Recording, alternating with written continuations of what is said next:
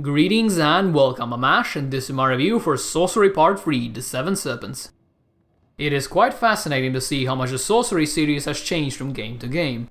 Part 1 is a fairly linear affair that offers you a choice between a variety of branching corridors. Part 2 takes things a bit further by giving you a large open city to roam around in. And Part 3 completely rips off the training wheels by dumping you into a massive zone that you can explore in any direction, both in the present and the past. The almost limitless freedom doesn't simply apply to the exploration aspects of Sorcery Part 3, it also extends to the amount of choices you're able to make when interacting with other characters and solving problems.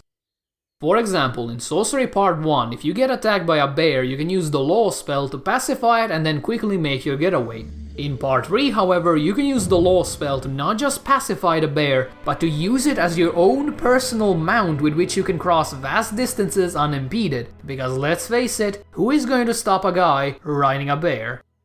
Nowhere is this open-ended nature of Sorcery Part 3 shown better than in the main storyline that involves a deadly game of cat and mouse between you, a lone wanderer stuck in the middle of nowhere with 2 berries and a sword for company, and 7 deadly serpents that are each defined by one aspect of nature, such as fire, water, etc., as well as an undying hatred for everything U-shaped.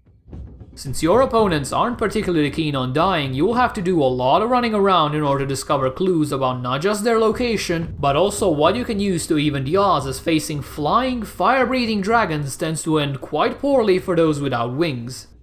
This seemingly overwhelming task is what you will spend the majority of your time in Sorcery Part 3 with, so it's a good thing indeed that it's such an enjoyable quest. The process of gathering clues will take you all across the far corners of the map and require you to interact with some rather peculiar characters, which is where my favorite part of Sorcery comes in.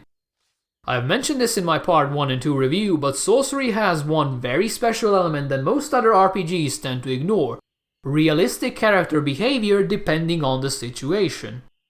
As an example, let's say you found a hut in the middle of the forest that you suspect belongs to a witch. What do you think would happen if you broke down the door and entered with your sword raised high? If the woman was indeed a witch, you would be turned into a newt and the story would end there. And if she wasn't a witch, she would at this point be absolutely mortified at the sight of a dirty, smelly bandit that just barged into her hut and demanded to talk about some bloody serpents. This is the sort of stuff that Sorcery pays attention to, something that almost no other game does, and it's a damn shame because it makes the world feel so much more vibrant, and more importantly, realistic, despite the fact that invisible eagles frequently face off against giant bats in the night sky.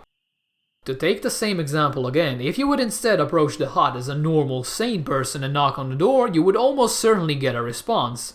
From there, you can introduce yourself, get invited for a spot of tea, and through a long conversation discover that the woman is indeed a witch, but is more than willing to teach you new tricks in order to help you deal with the serpents she herself despises. Much like the real world, being polite but still cautious will open you many doors, some of which you never even knew existed. My only issue with the choices you can make, and this problem returns from the previous Sorcery games, is the fact that everything you can do is so easily rewound back to a previous point. So you can keep bashing your head against the proverbial wall, not until you become smart enough to stop, but until your parents come in and tear it down for you. Given that you can do the same thing for combat, it makes an otherwise foreboding story a complete joke, as the serpents stop being this shadowy force you need to keep a constant watchful eye for, and instead become a short roadblock at best. If you do decide to play Sorcery Part 3 or any of the others, I would fully recommend that you stick with your choices, even if that means being forced to bear the shame of having your entire supply of food stolen. Because when your actions and words have real meaning and weight behind them, the story becomes a whole lot more compelling and intriguing to follow. I mentioned previously that there is time travel involved in Sorcery Part 3, and while that sentence is completely true, there are a few caveats to it. The way you travel through time is by using massive telescopes powered by a strange blue crystal, and even though that sounds pants on head insane, it's actually a nifty system.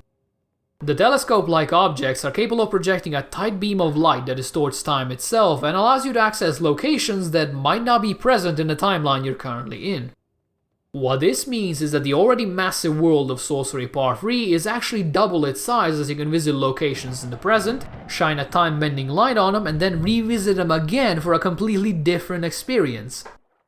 Besides simple exploration, there's also plenty of tricks you can accomplish with the use of time bending, such as shifting only a tiny portion of a massive highway back into the past so that you can easily climb what would otherwise be impossibly tall. The reason you want to do all this exploration and time manipulation is to find what exactly makes each of the 7 serpents tick, how to track them down, and how to protect yourself against their deadly attacks. In most other RPGs, a quest like this would be handled by having you search for MacGuffin, Sword of Serpent Slaying, but in Sorcery Part 3 things are a lot more complicated, yet quite simpler at the same time. The reason I say this is because finding all of the information on each serpent is a hard task, but it's a task you don't need to actually do if you employ even a tiny bit of rational thinking. Take for example the Earth Serpent, who holds dominion of, well, the Earth. His powers are clearly going to revolve around either throwing boulders at you or by having you fall into a suddenly appearing crevasse. So how do you counter this? Well, a Force Field spell will negate most of the rock-based attacks, while a Zen Levitation spell will negate anything that involves you having physical contact with the Earth itself. When it comes to dealing with a serpent, the same logic applies. Since it draws power from the Earth, you want to get him away from it, which can mean, for example, summoning a mighty gale and directing it squarely in his face. Once the serpent is off the ground, it's going to be completely powerless, and soon enough you will be through with your very first magical aberration, without even doing a single shred of research, just through a healthy dose of critical thinking. Now that is good game design. On the other hand, if you feel like playing through Sorcery Part 3 on easy mode, feel free to engage absolutely anything in combat because the mechanics are just as exploitable as those found in the previous 2 parts. Why go through the effort of thinking up a clever solution to your problems when you can whip out your blade and beat the thing into submission while only losing a couple of health against even the most hardy bosses?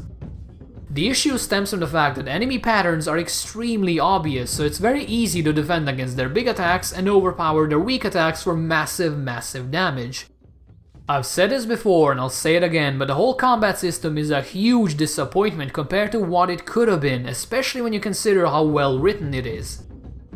Every single strike, dodge and feint is described in such visceral detail that I can't help but get immersed in all of the action, but outside of the few tutorial battles, the text will tell you next to nothing about the enemy's upcoming move, which means you're going to be either guessing your way through combat, or start noticing the same very few easily exploitable patterns emerge. I truly hope Part 4 fixes this up, as the combat really is enjoyable and has the potential to be quite deep, but is unfortunately far too trivial right now for something that should be a last resort.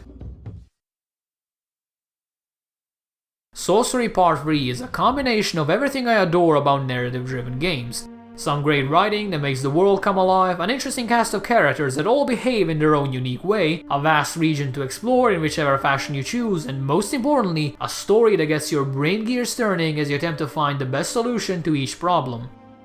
While certainly not a perfect game, Sorcery Part 3 The 7 Serpents is an immensely enjoyable experience that I feel I can fully recommend to anyone that's interested in a story full of branching paths and interesting choices to make. If you do decide to get it, make sure you take the time to play through it multiple times, as you will only really come to appreciate your decisions when you see how things could have turned so very wrong. Thank you guys for listening, and if you enjoyed this, or even if you didn't, please do let me know, and if you would like to see more, you can either subscribe here, or you can check out the website linked down below. That one tends to be updated a bit more frequently. With all of that said, I hope you guys have a nice day, and I will see you soon with Dark Souls 3. See ya!